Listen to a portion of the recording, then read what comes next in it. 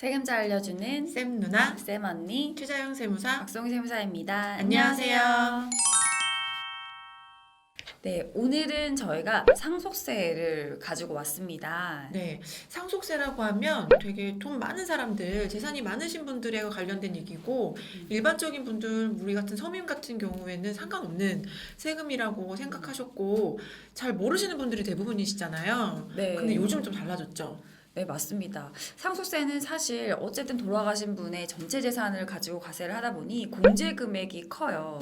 저희가 예전에도 상속세 공제 금액에 대해서 안내를 드린 적이 있었는데 기본적으로 배우자가 있는 상태에서 사망이 개시되면 10억 원까지는 네. 공제가 됩니다. 그렇기 때문에 상속 재산이 10억 원이시라면 납부세 걱정은 사실 안 하셔도 돼요. 네, 뭐 그래서 신고 안 하시는 경우들도 되게 많고요. 네. 그런데 요즘에는 뭐 서울 같은 경우는 집 한 채만 있어도 10억이. 예, 10억이 훌쩍 넘어가니까 대부분의 사람들이 상속세 납부를 하게 되는 거죠. 네, 그래서 저희가 상속세 기초편을 준비를 했습니다. 어떤 세금인지, 누가 내는지, 네. 어떤 대상을 하는지 하나씩 살펴보도록 하겠습니다. 네, 저희가 몇 가지를 나눠서 시리즈로 보여드릴 예정이니까요. 궁금하신 분들은 잘 따라와 주시면 좋을 것 같아요. 네, 먼저 상속세란 무엇인지, 사실 상속 증여 이렇게 좀 묶여서 말을 많이 하잖아요. 그래서 네. 상속세랑 증여세랑 좀 헷갈려 하시는 분들도 계신 것 같아요. 네, 상속이랑 증여는 민법의 개념이 정해져 있는데 상속의 개념을 살펴보자면 사망으로 그 재산이 가족이나 친족 등에게 무상으로 이전되는 경우, 이런 경우를 상속이라고 하고요. 그래서 발생하는 세금이 상속세가 됩니다.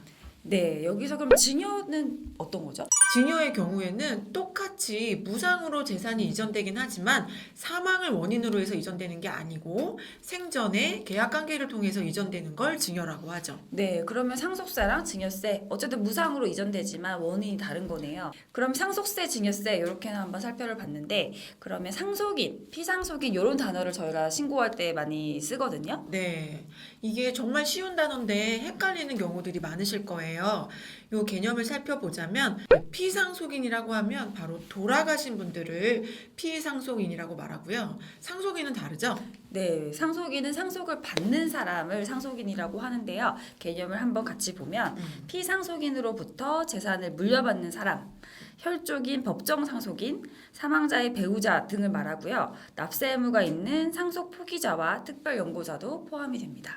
네, 그러니까 피상속인은 돌아가신 분 한 분을 말하는 거고 상속인은 좀 더 물려받는 사람들. 그래서 범위가 넓어질 수도 있고 그렇겠네요. 네, 이 상속인의 범위, 누가 상속인에 들어오는지 음. 법적으로 상속인이 정해지는 경우도 있고 다른 기타 이유로도 상속인이 될 수가 있는데 네, 그럼 자세하게 이 상속인들은 어떤 사람들이 있는지 한번 살펴볼까요? 상속인의 경우에는 이 피상속인 돌아가신 분께서 어떻게 의지를 남기셨는지 유언에 따라서 범위가 설정될 수도 있는데 그렇지 않고 일반적인 경우라면 민법에서 정해놓은 법정 상속인의 지위에 따라서 상속을 받게 돼요. 네, 그 돌아가신 분의 직계 비속, 직계 존속, 형제 자매, 사촌 이내의 반계 혈족 및 배우자에게 이 상속권이 있는데요. 이 다 같이 똑같이 발생되는 게 아니라 순서가 있다라고 말씀을 드렸죠. 네. 네, 1순위는 직계 비속과 배우자입니다. 네, 이런 경우에는 직계비속과 배우자가 있다면 피상속인이 돌아가셨는데 그분의 배우자님이 있고 그분의 직계비속이 있었다면 이런 분들은 항상 법정 상속인이 됩니다. 네, 그러니까 쉽게 말해서 같이 살고 있는 배우자분과 가족들, 그러니까 자녀분들은 당연하게 항상 상속인이 됩니다. 네, 근데 이 1순위 상속인 배우자님이나 직계비속이 없다면 2순위로 넘어가게 되는 거죠. 네, 2순위에서는 직계 존속과 배우자입니다. 네. 네. 당연히 1순위가 없을 때 2순위로 넘어가게 되는 거니까 자녀분이 있으시면 직계 존속이 상속받을 일은 없고요. 네, 그러니까 직계 비속 자녀가 없는 경우에 직계 존속 위쪽으로 올라가게 되는데요. 사실은 이제 그런 경우는 흔하지 않겠죠? 않겠죠? 네, 아마 근데 그러면 결혼하시기 전이라든지 근데 뭐 요즘에는 뭐 자녀 없으신 분들도 많으니까 뭐 특별한 경우에 2순위까지 넘어가는 경우도 있고 또 아예 3순위로 가는 경우도 있어요. 네, 결혼을 하지 않아서 배우자가 없다든지 음. 자녀도 없고 또 부모님도 안 계신다라고 하면 3순위로 가게 됩니다. 그 네. 경우는 형제 자매입니다. 네, 형제 자매가 상속을 받게 되는 거죠. 근데 요 사이에 직계 존속과 직계 비속은 없는데 배우자만 있다. 이럴 경우에는 배우자가 단독 상속을 받게 되겠죠? 네. 네. 다음으로 이제 1순위, 2순위, 3순위 모두 없다라고 음. 하면 사촌 이내의 반계 혈족이 상속인이 됩니다. 네, 이렇게 민법에는 상속인의 순위가 1순위부터 4순위까지 정해져 있고 순차적으로 내려온다 이렇게 생각하시면 될 것 같아요. 다음으로 피상속인 돌아가신 분이 거주자이냐 비거주자이냐에 따라서 조금 달라지는 것들이 있어요. 뭐 상속 범위를 어디까지 정할 건지 이런 것들이 달라지는데 어떻게 달라지는지 그리고 네. 뭐 거주자 비거주자 어떻게 나누나요? 우선은 거주자와 비거주자에 따라서 상속 재산의 범위가 달라집니다. 네, 우리나라는 피상속인이 남겨놓으신 전체 상속 재산을 가지고 상속세를 계산하고 그걸 상속인들이 나눠서 부담하는 방식인데요. 그렇기 때문에 상속 재산의 범위가 어디까지 가느냐가 되게 중요해요. 네. 그런데 거주자와 비거주자의 경우에 이 범위가 달라지죠. 네. 거주자라면 전 세계 모든 피상속인의 재산을 합산합니다. 네, 우리나라에만 있는 자산뿐만 아니라 해외에도 자산을 남겨놓으셨다면 그것까지도 다 우리나라에서 상속세를 계산하게 되고요.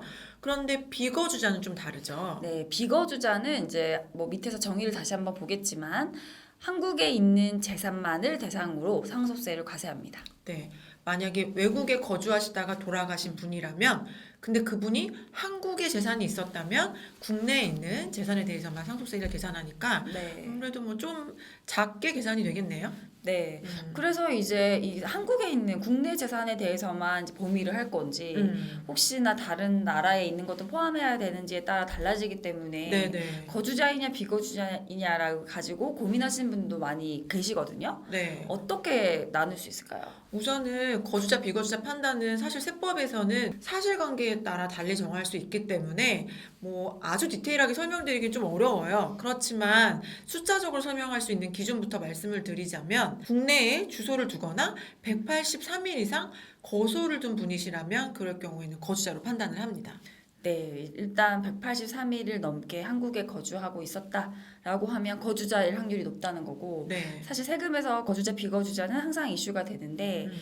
뭐 국내에 생계를 뭐 같이 하는 가족들이 있는지 네. 주 자산이 어디에 있는지 어디서 일을 하고 뭐 살아왔는지 등등 여러 가지 상황을 고려해서 거주자이냐 비거주자이냐를 판단을 하게 되어 있죠. 네, 그리고 비거주자이실 경우에는 아마 돌아가신 게 한국에서 돌아가지 않고 외국에서 돌아가신 경우들이 있으실 거예요. 그럼 사망진단서라든지 이런 것들이 국내 발급이 아니라 해외 네. 발급 자료가 있으실 텐데 이럴 경우에 비거주자로서 신고해야 하는지 아니면 거주자로서 신고해야 되는지 여부에 따라서 세금이 달라질 수 있으니까 근데 상속 재산만 생각하시면 그럼 한국 것만 신고하면 되니까 비거주자가 유리하겠다 하실 수 있겠지만 뒤에서 저희가 설명드리는 공제를 보면 좀 그것도 다를 수 있거든요. 네, 거주자일 때 공제를 더 많이 받을 수 있기 때문에 네네. 네, 그런 걸 따져봐야 될 것 같아요. 네, 그래서 사망진단서가 외국에서 나온다면 거주자 비거주자 여부를 잘 확인하셔서 신고해야 될 것 같습니다. 네, 다음으로 상속세 연대 납부 책임에 대해서 이야기를 해보려고 해요. 네. 상속세 이제 계산을 해서 내면 되는데 누가 내나요? 네, 우리나라 상속세는 아까 말씀드렸던 것처럼 피상속인이 남겨놓은 전체 재산을 가지고 세금을 먼저 계산한다고 했잖아요. 그래서 원래는 피상속인의 세금이기 때문에 피상속인이 내야 돼요. 네, 맞습니다. 내 재산을 가지고 세금을 내고 나눠주는 거니까 그렇긴 한데 또 신고서를 보면 제일 위에 적혀 있잖아요. 누가 네, 납세 대상이 의무자. 납세 의무자인지. 그렇지만 이미 낼 수가 없죠. 돌아가셨으니까요. 네, 그럼 그 납부를 누가 하느냐? 네, 그렇기 때문에 실제 납부는 상속인, 남아있는 분들이 하게 되시는 거죠. 그럼 남아있는 상속인 중에서도 누가 내느냐? 그렇죠. 뭐 배우자가 내느냐, 아니면 상속받은 사람만 내느냐, 이럴 텐데 원칙적으로는 상속인 전체한테 연대납세 책임이 있습니다. 네, 그럼 상속인 중에서 결국 아무나 내면 되는 거네요. 그렇죠. 그런데 조금 차이가 있긴 있어요. 만약에 음. 상속세가 뭐 2억이 나왔어요. 네, 근데 나는 상속 재산을 1억만 받았다. 1억만 받았어. 그럼 내가 다 내면 어떻게 될까요? 상속세 연대 납세 의무는 받은 재산을 한도로 하기 때문에 네. 그 이상 납부를 하게 되면 좀 증여를 하게 되겠죠. 그렇죠. 상속세는 연대 납세에 책임 의무가 있긴 하지만 각자 받을 재산까지만 연대 납세 책임이 있어요. 여기서 말하는 각자 받을 재산이란 자산 총액에서 승계하는 부채를 빼고 그 다음에 납부해야 될 상속세를 뺀 이 금액이 각자 받을 재산이기 때문에 이걸 초과해서 납부를 했다면 증여세 부담이 생길 수도 있는 거죠. 네, 그렇기 때문에 이제 상속세가 계산이 되면 이제 얼마가 있는지 각자 지분에 따르면 받은 재산 한도라면 얼마인지를 일단은 예상을 해볼 수 있고 그 범위 내에서는 또 다른 사람 걸 내주더라도 증여 이슈는 없으니까 내줄 수 있다라고 이해하시면 될 것 같아요. 네, 그래서 납부세액이 발생하는 상속세라면 어떻게 세금을 낼 건지 상속세 신고하시기 전에 그것도 가족들끼리 협의를 잘 하셔서 배우자님이 다 납부하실 건지 아니면 다 모든 사람들이 n분의 1에서 낼 건지 아니면 자녀만 낼 건지 아니면 누가 다 낼 건지 이런 것들을 잘 계획을 세우셔야 될 것 같아요. 네, 근데 만약에 내기로 해놓고 안 냈다. 음. 그럼 어떻게 되나요? 그러면 미납에 관련된 세금이 발생할 수 있고요. 저희가 이제 뒤이어서 가산세 말씀을 드릴 텐데 당연히 세금을 안 냈으니까 가산세가 있겠죠.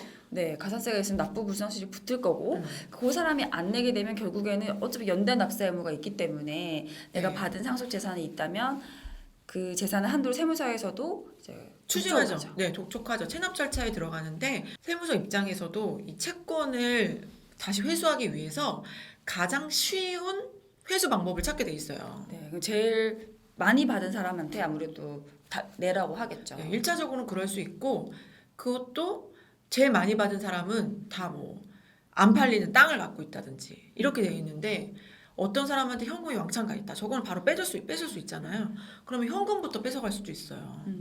그러니까 이런 것들 납부세액이 크다든지 어쨌든 상속받은 재산에 현금이 포함되어 있지 않아서 상속인들이 갖고 있는 재산으로 납부를 해야 된다고 하면 우선 뭐 연부연납 방법이라든지 아니면 물납할 수 있는 거라든지 납부 방법부터 살펴보셔야겠지만 어떻게 할지 우선 계획을 잘 세우시는 게 중요할 것 같아요. 다음으로 그러면 이 상속세 결정된 거는 그럼 언제까지 내야 되고 또 신고는 언제까지 해야 되나요? 상속세는 신고도 하고 납부도 하셔야 되는데 법정 기한은 만약에 돌아가신 우리 피상속인께서 거주자분이시라면 돌아가는 날이 속하는 달의 말일로부터 6개월 안에 신고도 하시고 납부도 하셔야 합니다. 네, 상속 개시일이 속하는 달에 말일로부터 6개월이죠. 네. 그 사망이 일어난 날로부터 뭐 6개월 더하는 게 아니고요. 만약에 8월 3일 날 돌아가셨다라고 하면 8월 31일부터 6개월이니까 언제죠? 9, 10, 11, 12, 1, 2 내년 2월 말일까지 신고하시고 납부하셔야 되는 거죠. 그러니까 지금 8월인데요. 올해 2월 달에 돌아가신 분들이시라면 이번 달 말일까지 신고하시고 납부하셔야 합니다. 네. 그러면 신고서에는 어떤 것들이 들어갈까요? 그래서 여기 준비가 되어야 하잖아요. 한번 신고서를 제출해야 되는 서류들이 뭐가 있는지 살펴보도록 할게요. 네, 사실 신고를 의뢰를 한다면 뭐 자동으로 서류는 챙겨질 텐데요. 필수로 내야 되는 거는 상속세 가세표준 신고 및 자진납부 계산서, 뭐 신고서죠. 네. 그 다음에 상속세 과세가액 계산 명세서 각 상속 재산별로 얼마인지 딱딱딱 정해지겠죠? 네, 다음으로는 상속인별 상속재산 및 그 평가 명세서. 왜냐하면 전체 상속재산을 아까 이야기했던 상속인들이 어떻게 나눠 가지는지, 법정 비율대로 했는지, 아니면 누가 어떤 재산을 가졌는지를 표시할 수 있는 명세서가 있고요. 그 네. 명세가 얼마에 평가됐는지, 네. 내가 받은 재산들이 표시하는 서류가 있습니다. 이거는 아무래도 상속 공제 뭐 한도라든지 이런 걸 때문에 중요하겠죠. 네. 그래서 만약에 이런 재산들 중에 부동산처럼 등기하셔야 되는 재산이 있다면 등기가 끝나야 돼요. 네, 그 딱 지분대로 등기가 되어 있어야 되고 그 이후에 뭐 등기랑 이게 다르게 되면 네, 안 추가적으로 되는 거죠. 네, 상속인들 간에 증여가 있는 걸로 보아서 증여세 과세 이슈가 있을 수 있기 때문에 실제 등기한 내용이랑 상속인별 평가 명세서 이런 것들이 정확하게 일치해야 됩니다. 다음으로는 채무, 공과금, 장래 비용 등 상속 공제 명세서도 있습니다. 네, 저희가 상속 이제 공제나 계산 방법은 차차 이야기를 드릴 텐데 뭐 또 피상속인의 채무 현황, 채무는 이제 빼주게 되어 있으니까 그 내야 되는 공과금 그리고 장례식 때 들어간 비용도 빼주게 되어 있어서 그 장례 비용 명세가 적혀 있습니다. 네, 그 다음 사실 이게 정말 중요한데요. 배우자 상속공제 명세서가 별도로 들어갑니다. 배우자의 경우에는 최소 5억부터 최대 30억까지 상속공제가 가능하기 때문에 별도 명세서가 들어가야 되고요. 그래서 이 내용이 정말 중요하죠. 네. 그리고 다음으로는 상속 개시 전 1, 2년 이내 재산 처분, 채무 부담 내역 및 사용처 소멸 명세서인데요. 네. 네, 상속이 개시되면 딱 그 날짜를 기준으로 상속 재산을 평가를 하지만 그 전에 뭐 일부러 다 처분할 수도 있는 거고 그렇죠. 그런 사안이 있기 때문에 상속 개시 전 1년, 2년 내에 일정 금액 이상이 된다면 그 내역을 소명을 해야 돼요. 네, 이런 것들이 합쳐져서 추정 상속 재산이 계산되게 되는데요. 그게 어떤 건지는 저희가 차후에 다시 설명을 자세하게 드릴게요. 요거로 미루어 봤을 때 상속세 신고가 6개월 안에 해야 되는데 그때까지 반드시 확정되어야 되는 거는 재산 분할. 그렇죠? 재산 분할이 확정되어야 되고 그리고 돌아가시기 2년 전까지 있었던 일 소급해서 2년 전, 그 2년 동안에 있었던 일은 확인이 되어야 된다. 신고할 때. 이런 걸 확인해 볼 수 있겠네요. 네, 이렇게 상속세 신고 기한, 납부 기한, 그리고 어떤 서류가 들어가는지 한번 이야기를 해보았습니다. 네, 다음으로는 저희가 이제 간단하게 상속세 계산 흐름을 한번 살펴보도록 하겠습니다. 우선 거주자인 경우를 살펴보면 될 것 같은데요. 네, 단어들이 사실 좀 어렵게 느껴지실 수 있는데요. 일단 전체적인 흐름을 이해하는 차원에서 같이 한번 살펴보도록 할게요.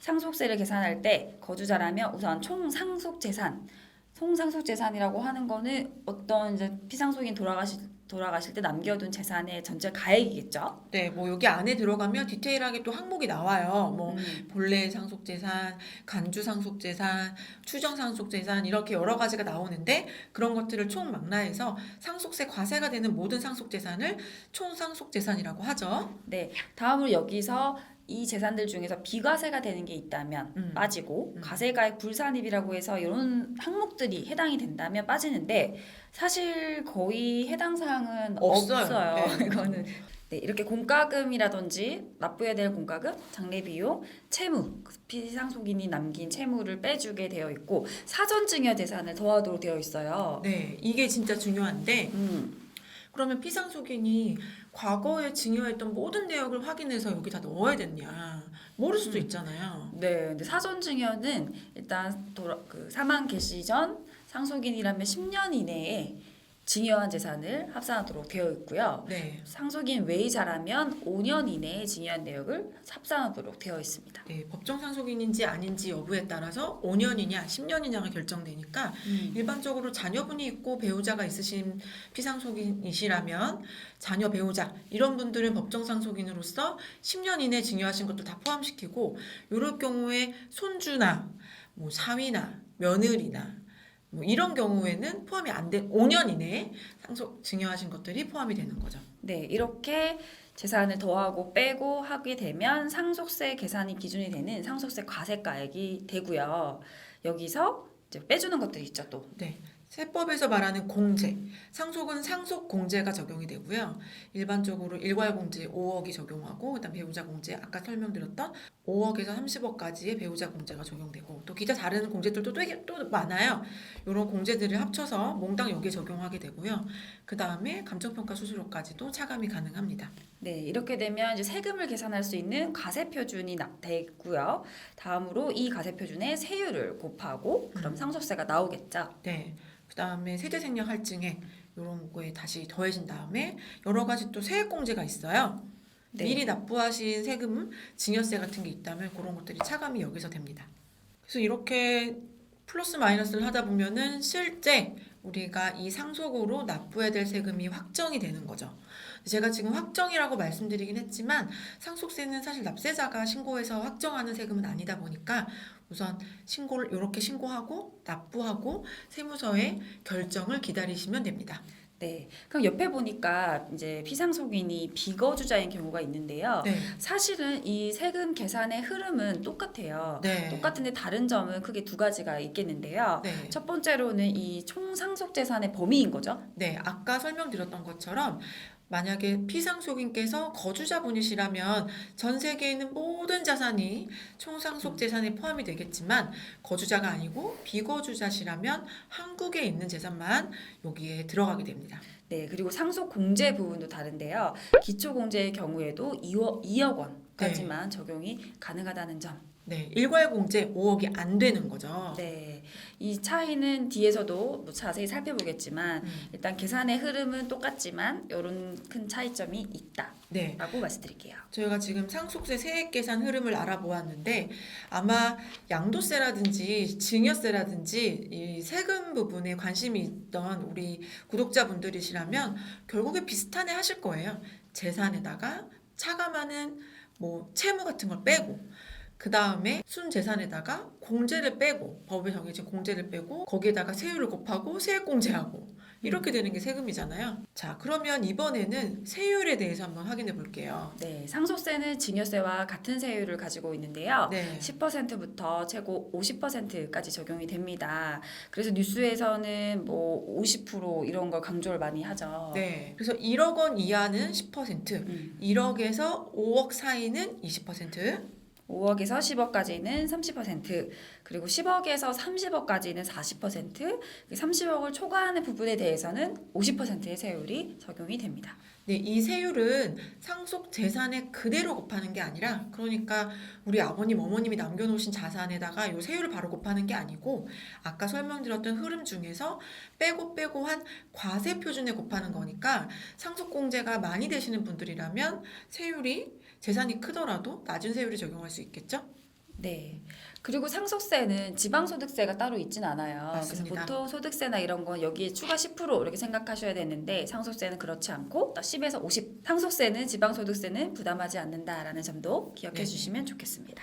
네. 세금은 무조건 가산세가 있죠. 상속세도 네. 가산세 있을까요? 있습니다. 상속세 아까 신고 납부기한 저희 사망 계실이 속하는 달의 말일로부터 거주자의 경우 6개월 이내 신고하셔야 된다고 말씀드렸는데 신고 안 하시고 납부 안 하시면 가산세가 있습니다. 네. 국기법의 가산세는 열고되어 있기 때문에 똑같이 적용을 되는데요. 네. 무신고하시면 20%. 네. 그리고 신고하긴 했는데 누락이 됐다. 조금 과소신고했다고 하면 과소신고한 세액에 10% 이렇게 가산세가 부과되죠. 네, 그리고 납부를 늦게 하게 된다면 납부불성실 가산세 이거는 일수에 따라서 만분의 25. 네, 0.025% 연으로 따지면 거의 10% 육박하는 납부불성실 가산세도 과세가 됩니다. 그렇기 때문에 상속세 계산을 해놓고 반드시 신고 기한 내에 신고하셔야 되고요. 혹시나 좀 애매하다 싶다고 하더라도 아예 안 하시는 것보다는 해놓고 추가로 더 하시는 게 낫습니다. 네, 게다가 신고를 하시면 신고세액 공제를 적용을 해주거든요. 신고세액 공제는 얼마나 해주나요? 신고세액의 3% 신고세액 공제가 가능합니다. 양도세나 소득세나 뭐 이런 법인세 같은 것들은 법정 신고 기한 내에 신고했다고 깎아주는 게 없거든요. 그렇지만 상속세랑 증여세는 법정 신고 기한 내에 신고만 하더라도 세액공제를 통해서 납부세액을 줄일 수 있기 때문에 꼭 법정 신고 기한 내에 신고하시는 게 중요합니다. 네, 이렇게 대략적으로 저희가 한번 뭐 총괄한 내용을 살펴봤고 하나하나씩의 세부적인 내용은 이제 다음 영상에서 차례대로 설명을 드릴 예정이니까요. 네. 기다려주시면 좋겠습니다. 네, 그러면 오늘은 여기서 마치도록 하겠습니다. 네, 지금까지 세금잘 알려주는 쌤 누나 쌤언니였습니다. 안녕. 안녕.